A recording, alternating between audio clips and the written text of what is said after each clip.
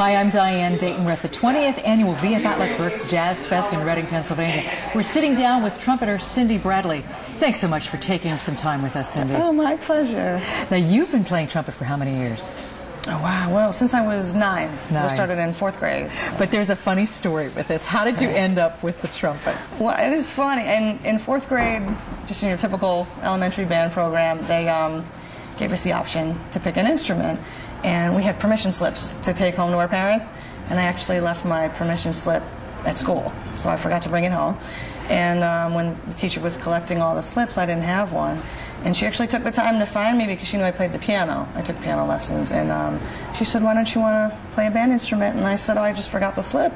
So she said if I circled the instrument right away, she would order the instrument for me. So I had to think quick, and I just circled trumpet because I knew what a trumpet was, and I didn't know what a clarinet was or a trombone was. So it was really a fluke thing. It was it worked out in the end. But so when did you know that you had this connection with the trumpet? It took a couple of years, probably more when I was about 12, 13, and I started playing in a group outside of school that played all jazz and big band music, and I really fell in love with jazz trumpet and that type of sound. So when I was almost a teenager. Okay. Well, you have your first CD out, Bloom. Yeah. It is wonderful. Oh, thank you. So tell me how that came about. Oh, wow. It was actually a dream come true. I was looking for a record deal for probably 10 years. And it was really hard to find a label that would sign a brand new artist that didn't have a following because it's a big risk. And Trippin' in Rhythm is the label that actually signed me and gave me a shot.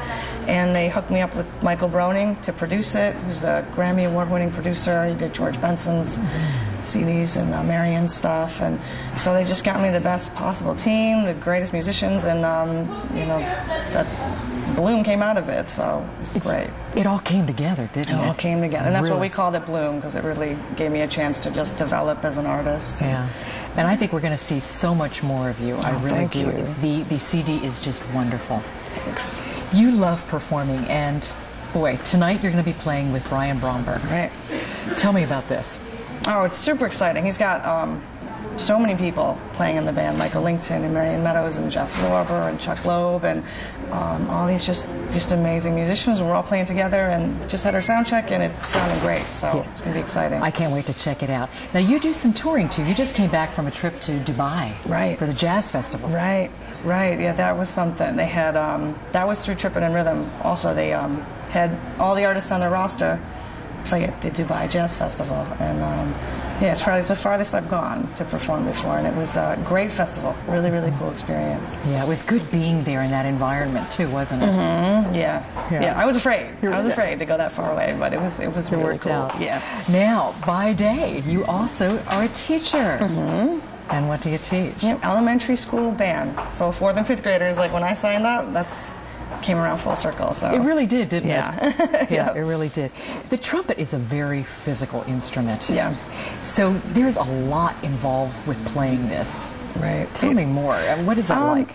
Well, kids always say to me, "I want to play the trumpet because it only has 3 buttons, so it can only play 3 notes. It must be easy." But it's actually most of the notes are produced with your lips, with the muscles in your mouth, and so there's a lot of muscle building that goes into it.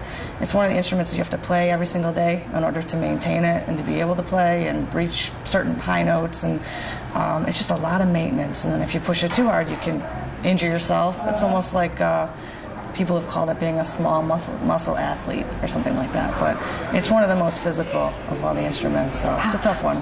How many hours a day do you play? On average, I would say 7 or 8, you know, if I'm really busy. And I play when I teach, obviously, too, but at least between 2 and 8. Well, that's a lot. Yeah, it's a lot. That really is a lot.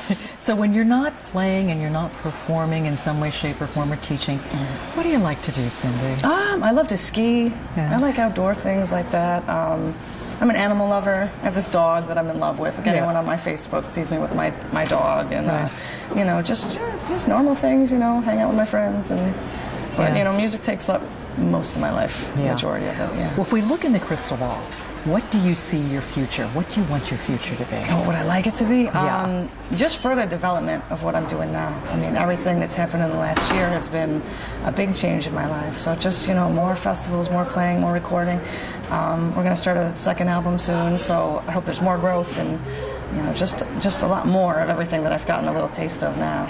Are there any artists that stick out in your mind that you say, oh, I really wish I could perform with them? Oh, wow. There's so many. And there's a lot I've gotten to perform with a little bit, but I don't know, too many, really. There really are too many. And there are a lot of great artists that you'll be playing with at this festival and other festivals I know that you have coming up as well. Yeah, definitely. Yeah. It's very cool. How does it feel when you're on stage? You love to perform, don't you? It's nowhere I'd rather be. I mean, that's, I always tell people, like, I don't like to fly. I'm afraid of flying. Actually, I have a phobia. All the travel and all the practice and all the hard work all comes down to those moments where you are performing on stage. So it's always, it's worth it. That's where I feel probably my happiest, is when I'm performing. And your family knew that too early on, didn't they? Oh yeah, they've suffered quite a bit. I always say they knew that's what I wanted to do. Yeah. When I was very young. Mm-hmm. Well, what do you tell your young students? When they're trying to learn to play these instruments, and what could be the future? And the ones I teach are so young. They're 9 and 10 years old, and they're interested in so many things. They're in tennis and taekwondo, and playing their instrument in the band is just one facet of their life. So my main goal is to make it fun and to make them appreciate music and think of it as a positive part of their day. And I don't talk too much about the future with them about it. Usually they're not thinking that broad yet, but I just want to get them to love it. So then as they get older, maybe it'll open that door, but they want to continue with it. Yeah. What's really important to you, Cindy? Take that any way you want. What's really important? Yeah, what's really important to you? Wow. It's hard to say. It's been changing a lot lately. I mean, my goals and dreams have always been important to me too, but my family and people that I care about, and just things like that. Just we've been going through a lot of changes where I'm figuring out what's important to me. But it was always music, and it still is. Mm-hmm. But the older I'm getting, family and friends and things like that are very important to me. Yeah. One last question: what would be a perfect day in the life of Cindy Bradley? A perfect day? A perfect day would entail what? Sleep till noon. Okay. Maybe 1. Uh-huh. Have a great cup of coffee. Record and write. Play music at night, meet up with a bunch of friends or family, and that'd be about it, really. And I get the perfect day a lot. I really do. Unless I have to get up for work. Except for work. I have that a lot. Yeah, that would be the perfect day. Yeah. Well, that sounds like a good time to me. That works. Thank you so much for taking time. My pleasure. To let us know a little bit more about you. And wish you so much success with your future. And I know it's going to be a bright one. I can't wait to hear it tonight. Thanks, Diane. Yeah. We're coming to you from the 20th Annual VF Outlet Berks Jazz Fest right here in Reading, Pennsylvania.